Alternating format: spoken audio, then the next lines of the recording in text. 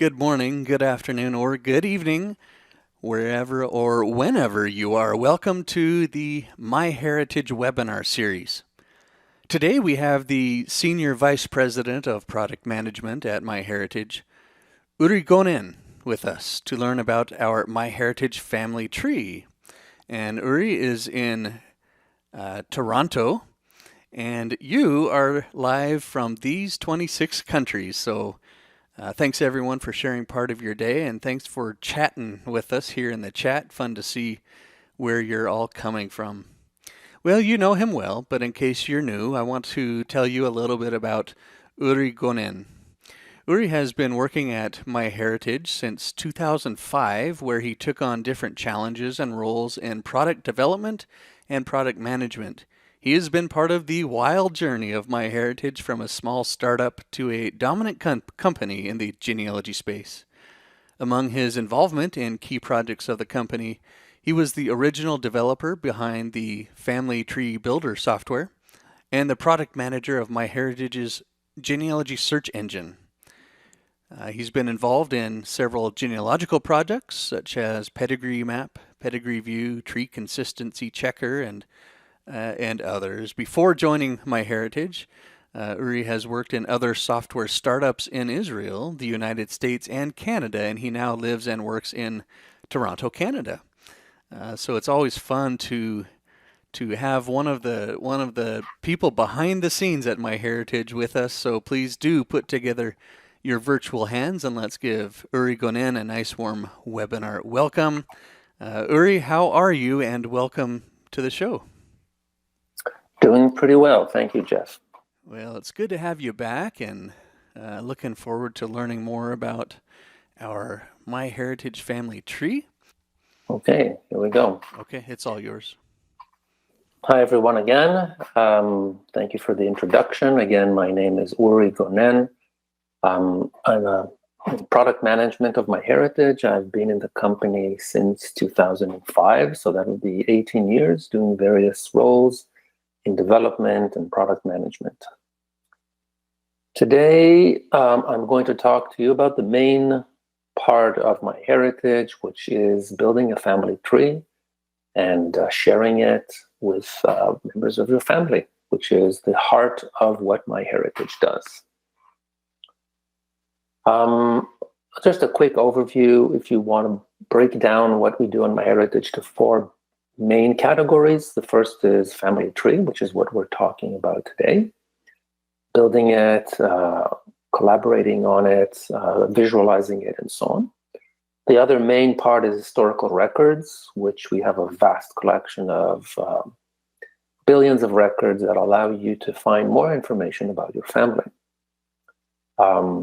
Family photos, we have a lot of exciting and cool features relating to that. So on top of building a family tree, you can also add all your historical photos of your family and many different features that allow you to improve, tag, correct, colorize your photos. And of course, the DNA, we have our own DNA kits that we sell. You can also upload kits from other vendors, and you will get ethnicity estimates, you will get matches, genetic matches, and also health analysis. So these are the four main areas. We'll talk about the family tree today. So, as I mentioned, MyHeritage started and is main goal is to allow you to build a family tree. How do you build it? You can either start it from the ground up, from scratch on the MyHeritage site. You can also use our software called Family Tree Builder, which we have on Windows and Mac, and you can build it there, and then you can synchronize it to the MyHeritage site. So any changes that you make in either side will move back and forth. You can also import it using a GEDCOM file, which is a standard file that you can export from any other genealogy software or other genealogy site that allows you to export it, and then you can import it and continue working with it on MyHeritage. We also have a nice ability to synchronize a portion of your family search tree if you are there, and bring it to MyHeritage, allow you to do work there as well and synchronize it back and forth. So these are the main ways of how you would start and build and collaborate with your family tree on MyHeritage. So here I am on the family site on www.myheritage.com. If you can always start a family tree, and what I'm showing you is all free features. And once you want to get to more advanced research and more bigger quotas, we have subscription plans. But everything that I'm showing you is basically available also for the free plan as well. So we have the second menu option here is called family tree, and everything that I'm going to talk about is going to be in that area today. And if you click on more, there's a few more options as well. So let's talk about the family tree and the family view of the family tree first. So when I go to family tree, if I click on that option in the menu bar, you will get to the family tree, and this is how this is my own family tree will look like. We see that there are several views. One of them is the first one is family view, and you'll see that there's other ones as well, and we'll talk about them soon. You can see that it shows me my tree where I am in the middle. Of course, if you build your tree and you set it up that yourself, you are the main person, and every time you will open the tree, it'll show you in the middle. Here I am in my tree. You can see that there is a card for each person. And you can see here that above me is my parents, and then grandparents and great-grandparents going up, brothers, sisters to the side, children, nieces and nephews, spouse, and so on. So this is how the family view looks like. It shows me that in this view currently, it doesn't show me the entire tree. When I took this screenshot, I had 1,533 people in my tree. The view currently, which is myself, parents, grandparents, spouse, and so on, only shows a portion of it. In this case, only 88 at a time. If I zoom in for a second, just to explain what I see here, I see we have these three different icons, the magenta one, the green one, and the brown one, and these refer to matches or hints about additional information that we found about these people in the tree. So the magenta one with the DNA is obviously DNA matches. I took a DNA test, so there are people that we found that are genetically related to me, so we share a common ancestor. The green icon are what we call smart matches, and smart matches is connections to the same person, as we believe, in other family trees. So I appear in other family trees not managed by myself, and this shows me that this is a link to those other individuals in other trees of other MyHeritage members. And the brown one at the bottom shows matches to historical records. So that would be census records, birth records, newspaper articles, and also community trees such as Family Search and Genie, which is another similar type large tree managed by other Genie users as a one big tree. So these are the brown icons. So these are very important tools to allow you to find more information about your family. An interesting thing is that we also show you, in this case, birthday reminders. So when I took this screenshot, my brother here had a birthday in the next few days, so it shows that, and so did my niece. So that's also a social tool for sending birthday greetings and talk about these kinds of things. Also anniversaries as well. At the bottom right of the screen, there are some tools for navigation. So you can zoom in and out. You can, if you start navigating in the tree and get lost, you can go back to home, which is yourself, zoom full screen, and also this coloring palette, which I'll talk about soon. Here I did a zoom out, and you can see that the cards became small, so I can see all those 88 people in this current view. And so when I hover over a person, I would see more information since only the beginning of their name can be shown here. Okay, so we have only 88 people right now, but where are all the other ones? So you can see here, and I'm looking at my wife's card, and above it, there is a little gray colored branch showing that there are more people in the tree hidden behind that person. So that would be her side of the family, her parents, brother, and so on. So if I click on that, I can see now that the tree changed and she is now the focus of the tree. And you can see here that that's her card, and you can see that her name appears in the top. After mine, it's sort of like a breadcrumb, so I can easily go back to the previous person who was the focus of the tree, which was me.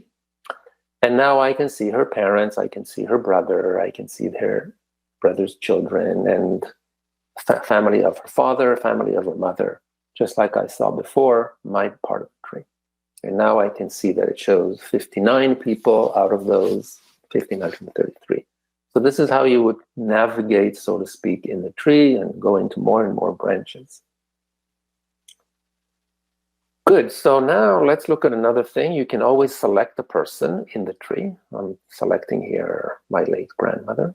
And you will see that on the left, we open a person detail panel. So more information about this person can be shown inside the tree without leaving the tree, which is quite helpful. So now I will see a lot more information about her relationship, my grandmother, exactly when and where she was born and where she died, and more photos, some of the first 4 photos of her. If I have more, I can click to see more. It explains exactly that there are, in fact, 19 pending smart matches. These are the matches to other trees and 3 record matches, and so on. If I scroll down, I'll see even more information, and we'll see that in a second. Another important thing that you will be able to do from the tree is to do a quick edit. You can either click on the pencil on the card or the pencil button in the person panel. And that would open a pop-up that allows you to edit and add the basic information about this person, including names, birth information, death information, and information about spouse, marriage status, and when and where they were married. As I scroll down in the panel, I can see all of the different events or facts about this person. And I can hover over one of them and edit, and I can inline editing quickly of any information, in this case her occupation. She did many things, and they had a bakery and she worked there. If you go up the tree, and I went up to my grandparents and their side of the tree, you can see that we have here these empty cards, placeholders for adding a father and adding a mother. So this is where I still don't have information in my tree. And if I know father and mother, this allows me to quickly go up and start adding more and more ancestors. So if I click here, add father, I would be able to easily add information about the father of this person. And I can add other relatives, not just father and mother. If I click on the plus icon at the bottom of each card or on the add button in the person detail panel, it will open up a kind of what we call the spider menu, which allows me to add other relatives. So children's, brother, sister, other partners if you already have one, or the first partner if you have none. In this case, let's try to add a daughter, and the same thing will happen. I can now add information about this person's daughter, another daughter of this person. What else can we do? Of course, this is great, but sometimes I want to find a particular person. So we have this convenient find control here that I can start typing a name, and it'll complete people that have that text in their last name or first name or middle name. And then I can select the ones that I want. As I type, of course, the list becomes smaller. Eventually, I can select one. Let's take this second one here, the Zilberman, and it will jump to the part of the tree where that person is in the middle. In this case, only 4 people are shown. And you can see that the breadcrumbs now change to say you are looking at this person's tree. Here we are. And another thing that we see here, an interesting feature, which is called instant discoveries. Instant discoveries is a way to combine smart matches or record matches and distilling information about new parents that you can easily add, or even more than new parents, new branches of the tree that you can add based on these matches. So there is a match or more than one match that brings in that match, in that other tree, the parents of Mr. Zilberman, Moshe Zilberman. So let's click on, we can hover over and get some more information. In this case, there is this father and other 11 other relatives that can be added to the tree. You click, you see the match, and you can confirm it, and then add all these people to the tree. So let's move on to other things. As I mentioned before, you can see that the relationship. Before we saw my grandmother, here we see somebody a little bit more obscure and their relationship to me. In this case, it's my wife's second cousin's father-in-law's cousin's ex-husband's grandfather. A very complicated relationship. Conveniently, I can click that relationship. Anytime we show a relationship with a dashed line underneath, you can click it, and it'll show a diagram explaining this relationship. You see, very far removed from me. I don't actually know who this person is, so this is actually very convenient to show. And in fact, it wasn't even added by me. It was added by other people that are working on this family tree as well. So MyHeritage allows you to easily invite other family members, or other family members can request to be invited. And you can invite them or accept their request for invitation, and then you can have more people in your tree, in your family, that can help you build the family tree, add photos, you can collaborate and discuss family history together. And that's quite a nice feature. And I'll show you in a bit how you would add these people. A few more interesting things to show. This is a situation where people appear more than once in the tree. These couple here, Avraham and Chaya, appear here twice. You can see them appearing both as the parents of Shlomo and the grandparents of Chaya, which means that these were an uncle and a niece who married. This happened in the 1800s in small communities where it was quite more common for this to happen, where the pool of people was quite small. A few more actions to kind of go through. So we have this more button in the panel, which allows me to do more complicated things. For example, create these situations where an uncle and a niece are married. So you would already have them in the tree, once as the son and the other one is the granddaughter, and you want to say they're actually married. So you would click here on connect existing person. In this case, I go to someone and say, connect a partner, start typing the partner just like we saw in the search. It'll give me options of people who match this name, select that person, and confirm that you want to make them partners. So that's how you would do that. Similarly, you can do a disconnect if you want to untangle an incorrect relationship. You can delete people from the tree at this point, and more things of that nature. And one other thing is the manage parents, which I want to talk about. Manage parents, if you click it, in this case, it will show me the 2 parents that this person has. But you can change the type of parents to be adoptive if they are adoptive. And you can also add other sets of parents If they're biological, you can add adoptive. If they're adopted, you can add biological, and so on. So this allows you to create trees that have both adopting and biological parents.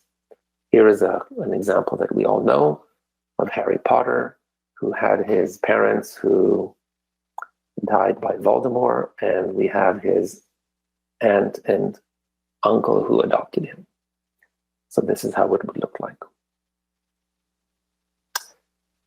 A few more things to show here. We have a control of how many generations to show. By default, it shows you what we call 5+. But you can make it smaller. As you know, probably, as the tree becomes bigger, it sometimes gets hard to understand the structure of the tree, because you would have many different children and siblings and cousins, and the tree becomes very wide.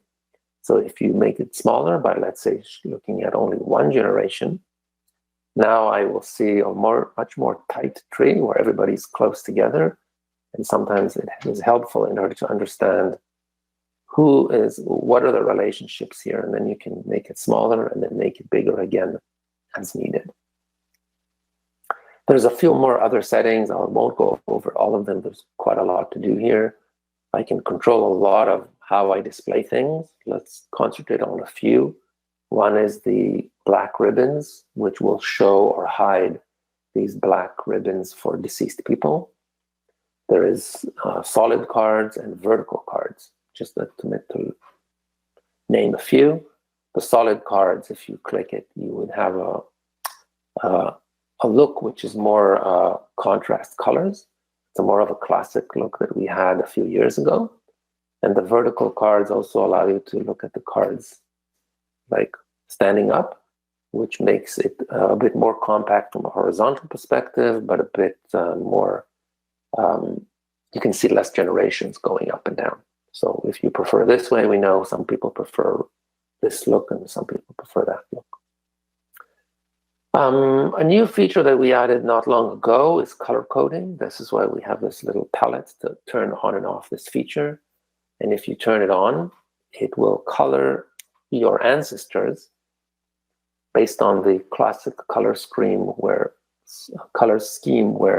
blue is your parental grandfather's side, green is the paternal grandmother's side, then red for maternal grandfather, and yellow/orange for the maternal grandmother's side, and purple for descendants. So this way, when you kind of look at the tree, you can instantly know what side of the tree you're looking at. Now, bear in mind that this might not be your tree. In this case, this is my tree. Sometimes I'm a member of that was invited. I'm not really sure what's going on here. Sometimes I'm also looking at other people's trees when I'm looking at smart matches, or I'm looking at a genetic match. And I'm looking at someone's tree. This helps me to orient much better. Also, we have an indication of whether a relationship is a genetic relationship, a blood relative. We have this little icon as well. So let's look at how color coding that we just talked about works with DNA. So now we're switching to a completely different area of the product, DNA. So you took a DNA test on MyHeritage or uploaded one to MyHeritage, and we provide all the genetic matches, people who you share DNA with, which means that somewhere there is an ancestor that is common to you and that person. So now I am investigating one of them. Let's look at this Ellen, who apparently is second cousin once removed. And I'm looking at view her tree. So I'm looking at the tree of Ellen. And now it'll also show the color coding of how these people are related to Ellen. So the red ones would be people who are from her mother's father's side. So that helps me a lot. If I'm looking at someone here, I can understand how they are related. And also it shows me in the relationship how that person is related to the DNA match, to Ellen in this case. Good. So we kind of covered the most basic parts of the family tree. There's a lot more, but there's only so much we can cover here. But I want to talk a bit more about how to invite other people to your family tree. Like in the example that I showed you, there is this person far away from me, which is in a total branch that I didn't add, but somebody else that I invited to the tree has added. So we're going back to the tree. This is my brother, actually. And if I click and look at this tree, and I'm looking at the panel here on the left, in the more actions, there is something called invite to site. So I click that, and I can here enter my brother's email address, send it, and that he will get an invitation to join MyHeritage if they're not on MyHeritage yet, or at least to join this particular site, this particular tree, and to be part of it. And they will receive an invitation, they will confirm it, and lo and behold, they are now connected to this person in the tree.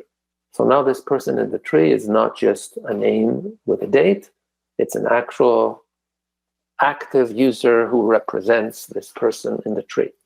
And that member can now add and edit and contribute to the task of the family tree. So maybe they would want to add his wife as well, or maybe he wants to add more information. They can now be part of my team. So that's a good thing. There's also an area called Invite Family in the site, in the home menu, where I can systematically go over all the people in my tree that I've added who are not deceased and invite them if they're not invited yet. So all the ones that are already invited, you would see their email, and all the ones that haven't been invited, an opportunity to enter their email if you want. So I can go to my wife, and I can go to my brothers, and I can go to cousins and whoever, and ask them to join. If you go to the privacy settings of your site, you will see that there are all kinds of options of how to work with this kind of feature. So here I am specifying whether that other people that were invited can or cannot post content to the site. I could work in a mode where I invite people, but they cannot actually add information. So it's not really recommended, but it's an option. And also for people who are not yet invited, whether they can ask to be invited, and whether people that I have invited could also invite other people. So there are a lot of options here on what I can do. And if people have been asked to be invited, and that usually happens when they get a smart match to your site, they look at your tree, they say, wow, that's interesting. I want to also be part of that tree because it's my family or because it's part of my research. So they would ask you to join your site, and you would receive an email saying this person requested to join. You can accept it or not, and then have them as part of your family tree. So here are the list of people that have recently asked to be invited, and I haven't dealt with that invitation yet. Then below that, you'll see all the people that I have invited or I've accepted their request to be invited. So there's a whole mechanism of dealing with that in the family tree in the home section. Great, so let's summarize a bit about the family view. It's a great place to see a family tree where concentrate on a person and their family around them. Easy to navigate between branches of the tree. And it focuses on adding more people using the capabilities that we saw. We have this new color coding feature that was added lately, and a quick and easy way to invite family members to join and contribute. Pedigree view. So as we talked about before, at the top of the tree on the right, there are a way to select what kind of view we're looking at.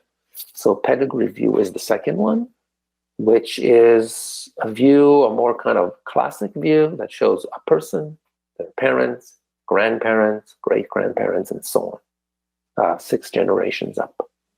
So this way, you're not looking at cousins and brothers and sisters and nieces and nephews. You're only looking at who begat, who made you, where do you come from, what is your actual heritage. So this is a great view for that. And again, color coding. The color coding here makes perfect sense because you're only looking at ancestors. So it's easy to see what type of ancestors you're looking at. Similar, you can select a person, you will get the same panel on the left that shows you the same type of information. Here, because we're only looking at 6 generations, it shows you that sometimes there are more generations above. The white arrows show that there are actually more people hidden here. If I click here, it expands 2 more generations. And here I can expand another one, and it expands another generation. So this is how you would work with the pedigree view here. So quickly to summarize, a lot of the features are the same. It's just that it shows a person and their ancestors and focuses on the history of a specific individual, which is very useful when you're actually viewing a DNA match, somebody that you're just interested in. Where are the ancestors that this person has, and how do they correspond with my ancestors? In fact, when you go and visit a family tree through a DNA match, it will default to this view, the pedigree view. The fan view. The fan view is the third option here, which is kind of a nice graphical representation of the pedigree view, really. It's the same people. Yourself, in this case, I'm looking at my son.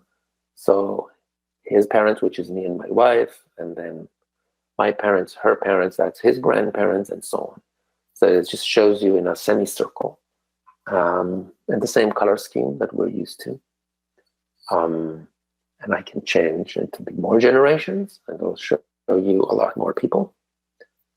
And there is another options to view it, only concentrate on the colors only and see where I have holes where I need to do more research, or the other type of coloring that we just saw before. So these are the 2 options here. Also, we made it easy to share those fan views because we think people like it. It's a very nice graphical representation, so you can send it to your friends on Facebook and so on. Same thing, the details panel opens when you select, same functionality. So it's similar to the pedigree view, but it shows it in a fan chart. It's visually appealing. You have those modes using the text and the color, and you can share it on social media. The list view, the last one on our different views of the tree here.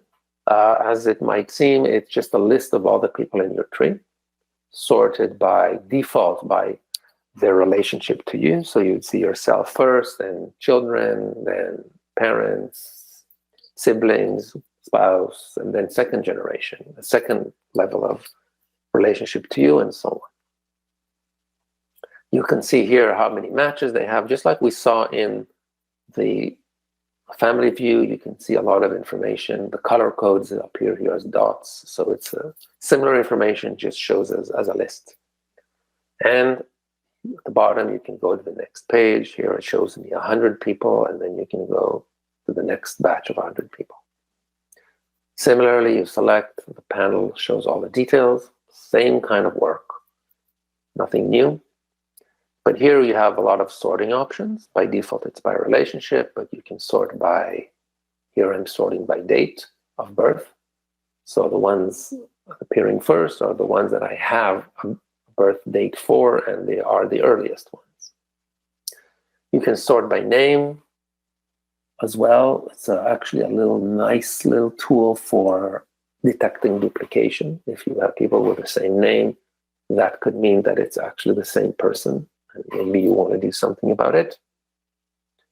You can filter it by last name, see all the people that start with a certain letter, whose surname starts with a certain letter. You can sort, when you do a filtering, I'm filtering all the people that are Davids, either in their first name or their last name. And I can say only full name, only last name, only first name, and so on. So there's sorting, filtering, searching capabilities here. This is where you would go to do all these kinds of more advanced capabilities. About the list view, there's another way to get to the list view. We have a section in the main menu called statistics, family statistics, which gives you kind of breakdowns of different things in your family tree. The first thing that you will see here, for example, in the relationships tab is basic groupings of people, how many ancestors you have, how many descendants you have, how many related by marriage, and so on, how many blood relatives. And you can click each one of those boxes, for example, my 49 ancestors, and it'll list them here. Each one of those group, all my blood relatives, and there's down the list, there's more groups, such as all my cousins, all my second cousins, and so on. So you can get to that list with specific filters that you can get to from the statistics page. So to summarize, the list view lists all the people, capabilities for sorting, searching, and a good place to do systematic work and duplicates or any other thing like that. Of course, all these views are also available on your telephone, on our mobile view. Also, most of them also in the mobile app, not all of them, not exactly like this, but basically the same capabilities through the app or through the website on your phone. And there are other family tree views that I want to go through that are not from the My Family Tree area, but from other places in this menu. So let's go over them a bit. The first would be the timeline view, which I can get to from here. It's not new anymore. When I took this screenshot, it was a new feature, but it wouldn't be tagged as new. Timeline view is a place where you can see, again, you and your ancestors or any person and their ancestors, but in a timeline view where they are, their life is kind of put on the timeline. So going back in time, you would see when they lived. So here is my father's father and that blue color that we know about. And he had his, and he died when he was 89. And he had his son, my father, when he was 32. Here he is, died at 82, had me when he was 28, and here I am still alive, as you can imagine. And here is from my mother's side as well. So I can see this actually in the time span of exactly when people lived and how they're related and how old were they when they passed away and how old were they when they had a child. Here I have with 4 generations, so it becomes bigger and I can understand the connections and relationships here in the timeline. If I hover over a person, you can see the exact date of birth and date of death, if there is. And all the dates that I just discussed and ages. Sometimes we have an issue, of course, when a person is in the tree, but we don't have a date of birth or we don't have a date of death. So there is some kind of mechanism of kind of extrapolating or guessing where that person should be in the timeline that would make sense. You can have more generations, like I mentioned before. 8-generation timeline, you'll see a lot of people. Interesting thing that this catches is inconsistencies. Sometimes you have situations like the one here, where you have somebody who died 5 years before their child was born. So that catches it immediately. You can see those problems. Same here. Something has to be done. Something is not correct.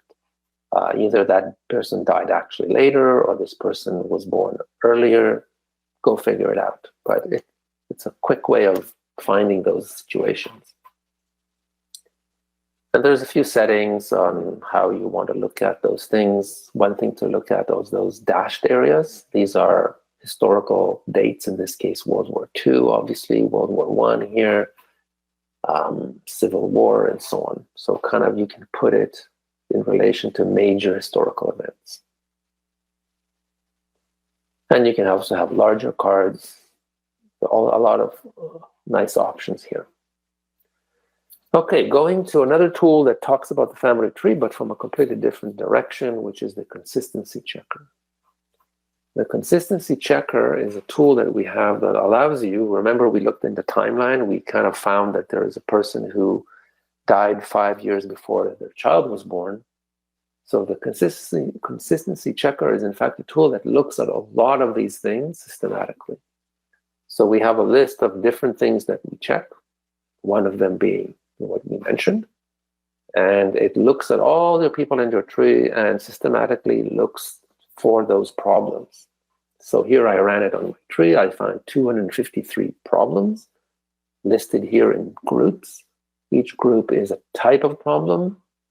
And the higher it is on the list, the more acute the problem is that you should deal with. Going down the list are things that are just suggestions, but could be okay, and you might ignore them. So here I have a person who, this is obviously a mistake, a person where I have the birth date after their death date.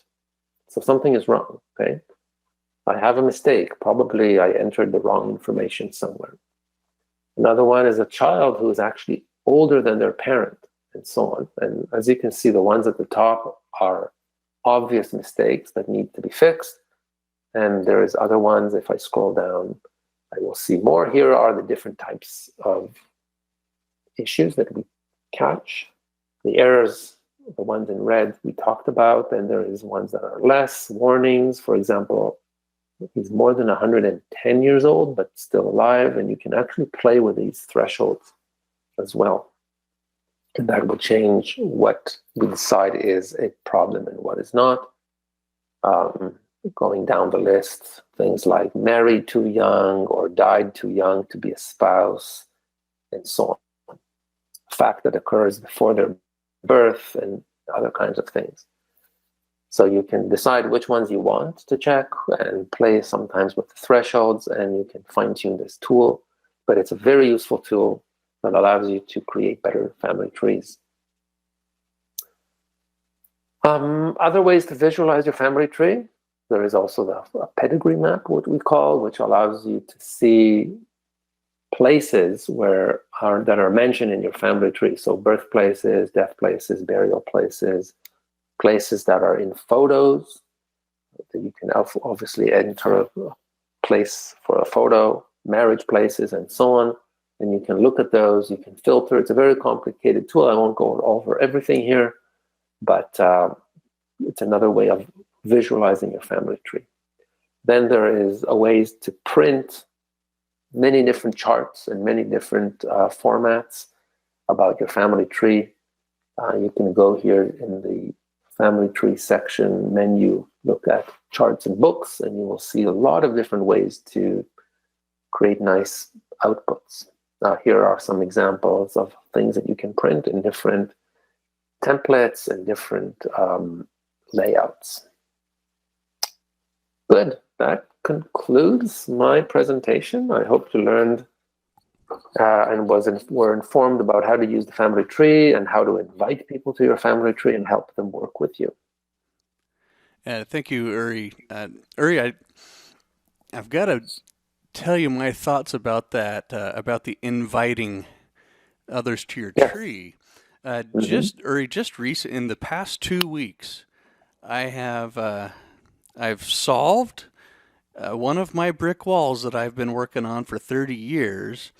And the first thing that I wanted to do was I want my Aunt Carol and her other two sisters. I want my family to know about this, and I wanted an easy way to show my new findings with them. And so inviting them to the tree makes perfect sense. So by doing that, they would be able to see the new part of the tree that I'm adding. Is that right? That's correct, yeah. Okay. So like we said, we invite a person. The best way is to invite them from a context of a person that's already in the tree, and then they are immediately part of the tree in the right place. So they would see the tree from their perspective. That makes sense to do it that way. All right. Mm-hmm. That right that what you just said right there was my favorite part of the whole webinar. I'm glad that you mentioned that. Okay, yeah, very very good overview. Learn bits and pieces here and there. So thank you. Thanks everyone for sharing all of your really nice comments that are coming in right now too. We do have some nice questions, and so I'll ask those questions of Uri after we do a couple of door prizes here. So let me switch this over to my screen and we'll do that. Reminder that that the MyHeritage specific webinars are in the webinar library down here at this address. So I'm going to put that in your chat, familytreewebinars.com/myheritage. So if you're new to MyHeritage, or you want to browse around to see what kind of educational content there is there, then feel free to do so. Debbie writes, excellent talk. I actually learned a lot. Thanks, Debbie, for sharing that. All right. This is also where the replay of Uri's presentation will end up about an hour after we conclude here today. Jean, I'm glad that you enjoyed it. Jean says they're new to MyHeritage, and this was a very informative webinar. All right, so our next live webinar coming up, Daniel Horowitz, our good friend at MyHeritage, will talk to us about historical newspapers. That's on my to-do list for this brick wall that I've been working on. I'm anxious to see what I can find in the newspapers, and Daniel's always a very good speaker. All right, okay, so here we have some door prizes. So if you're here, you're eligible to win, nothing else you need to do. So the first prize is a 1-year MyHeritage complete plan, and that gives you everything, the family site, access to all of the records, the data there, the DNA tools. Looks like we're up to 19 billion historical records. And by the way, if you want to keep updated on what records are becoming available, I'm noticing on the blog that about twice a month they're making an update there. So add this to your bookmarks, so blog.myheritage.com. So as we scroll, this was a really good article. As we scroll down, just look for the graphics that look like this, and when you click on it, scroll down, you can see what types of new records were added in the last couple of weeks. So watch for that. Now let's try to get back to my PowerPoint, and let's pick the winner of this. Get my random door prize picker tool ready here. And if your name happens to be Helen Taylor, congrats to you. So watch for an email from me. And next we have a MyHeritage DNA test kit. So let's go out to Ola Gervitz. Congrats to you, Ola. Hope this was fun to hear your names live on the air. And yeah, let's bring Uri back and go to some questions. So Uri, I was glad that you talked about how to add the multiple sets of parents. That's a relatively new thing, if I remember. And Betty Ann is asking, would you use that to add somebody like a step parent so that you could keep track of both the biological parents and the step parents? Would that be a place where you could do that? Okay, yeah, we added this adoptive and biological capabilities not long ago to the family tree. It's something that we had on Family Tree Builder for a while. Okay. Regarding the step, it's actually probably not recommended to use that. Oh.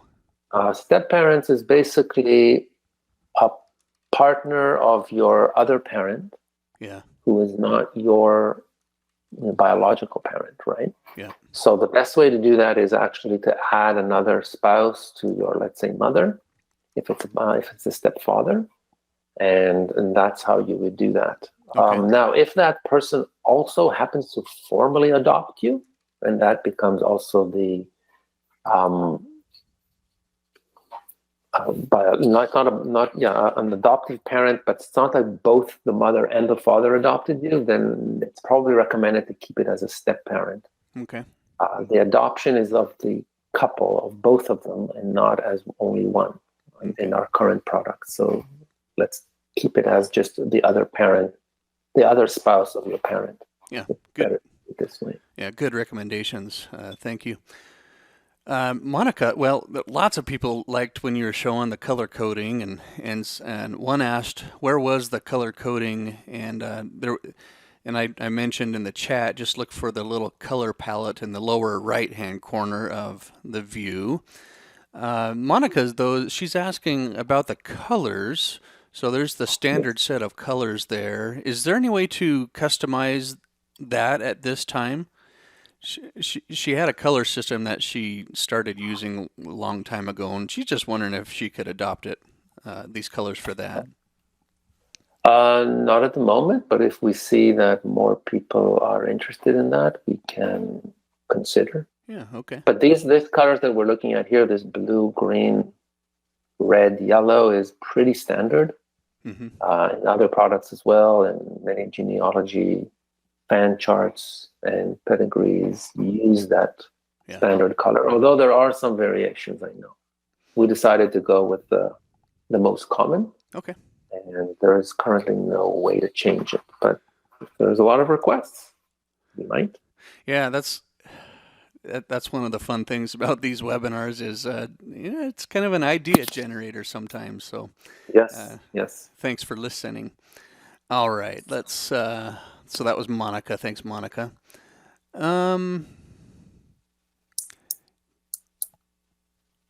Lana is asking about the locations in Pedigree Map, and she's wondering if there's any good tips for cleaning up the locations that are in Pedigree Map. Sometimes things are, it says not found on map. And so she's just wondering if there's any way to customize those places, or if you have any thoughts about cleaning up those places. Well, yeah, we didn't really talk so much about the Pedigree Map feature. I just mentioned that it's there. There are webinars from the past about it. Right. It's a good point. The reason why it won't be found on the map could be one of two reasons. Either it's not a standard spelling and it wasn't found, or it could be a place that is old and is not in use anymore, or it could be that we have reached the limit of our ability to do geolocation, what's called, which is making a call to a separate service by Google that is trying to find that location. So it could be a combination of many things. But if you do go to the Pedigree Map and you find places that are not, at least it will show you all the places that we don't know where they are. And at the bottom of that list in Pedigree Map, and then you can go and maybe modify those texts and make it more standard if that helps. Yeah, that makes sense to me, because I'm looking at mine right now, Uri, on the screen, and I hadn't realized that these were even in there, but I can see that these are likely abbreviations for a certain place in Denmark, for example, and so that's pointing out to me that, hey, I've got a place here that doesn't all the way make sense, or the map just can't interpret it. And so over here on the right, it looks like, so it's showing me who that place is linked to.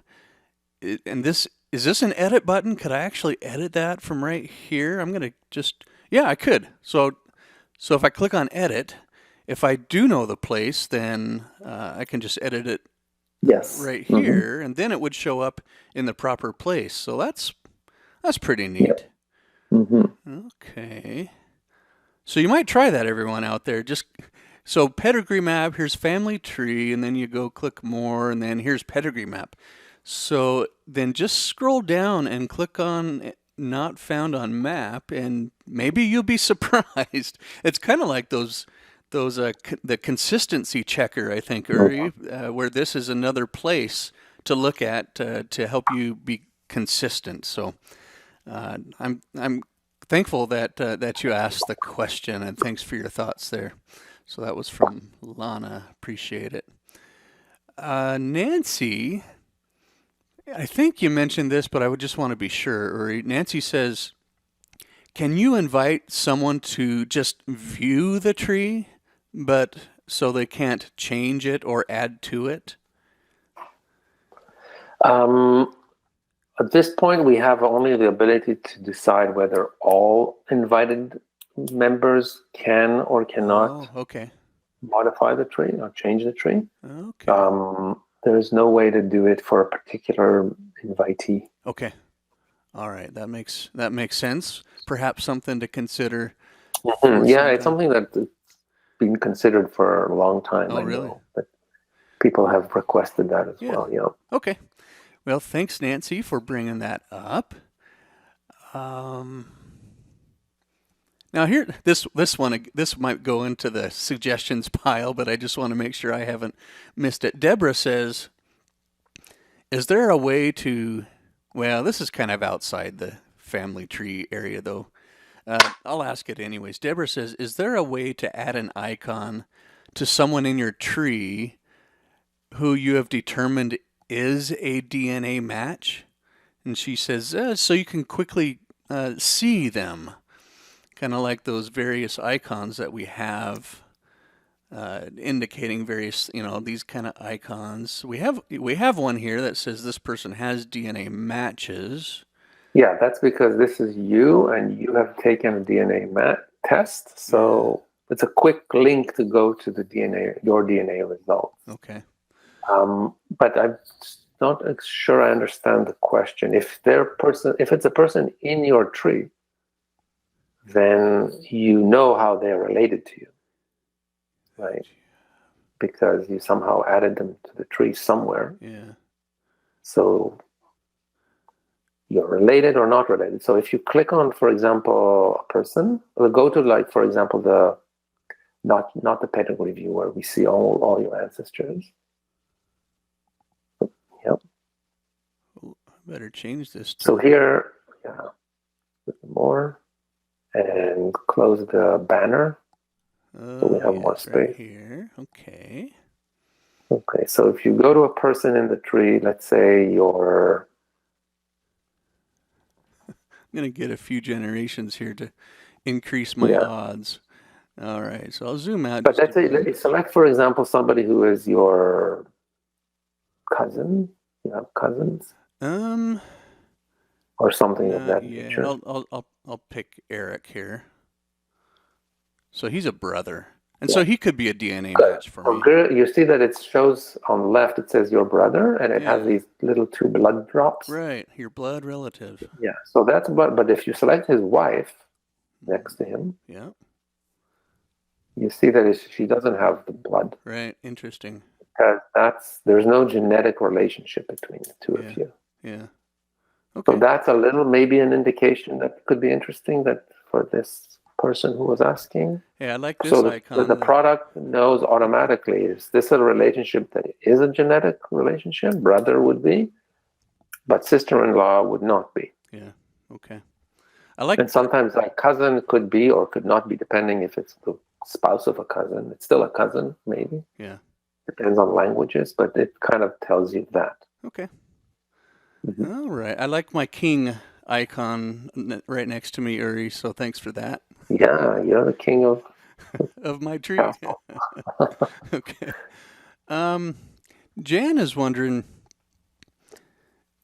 how do I remove a person from my tree that someone else added?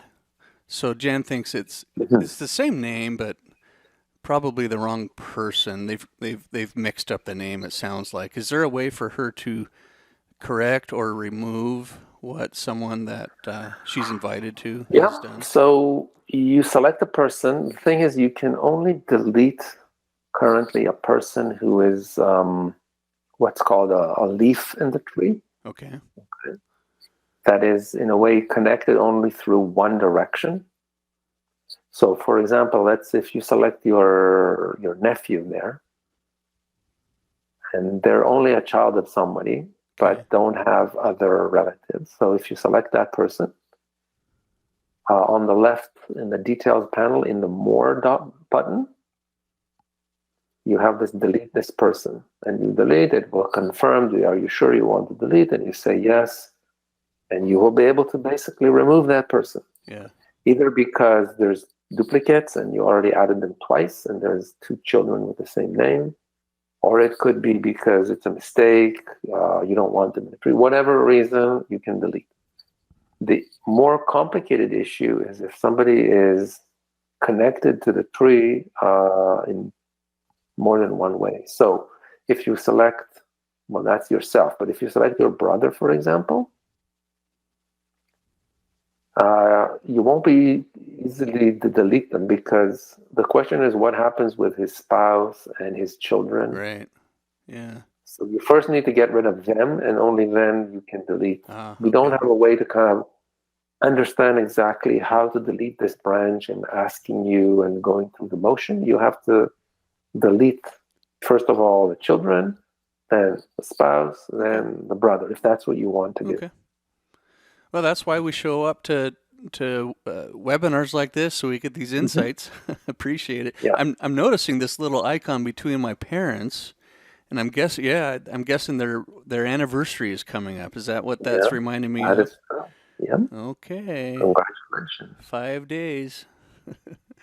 I know what my mom's doing for my dad, but she told me to not tell anybody. Looks like we've handled most of the questions coming in here. There's a couple of them that are a little outside the topic here, so maybe we can send those in to either support or send them to me Sure. offline if you have a question like that. Just making sure I'm not overlooking someone here. Okay, yeah, I think we're good. So, Uri, thanks again so much, and I'm gonna just tell our audience thanks in advance for sharing your comments in the brief survey that shows up on your screen after we conclude. Those are really important to us, and they help us make the webinar experience all that much better. Uri, we appreciate you, and we wish you the very best. Thanks again. Always nice to have you here, and I'll share these suggestions that have come in with you offline. Thanks for listening, and then thanks to all of you, wherever and whenever you are, for being part of today's webinar. Join us tomorrow where I talk about the brick wall that I think I've solved. So head up to familytreewebinars.com for that. All right, life is short. Do genealogy first. Bye, everyone. Bye, Uri. Thanks so much. Thank you. Bye-bye.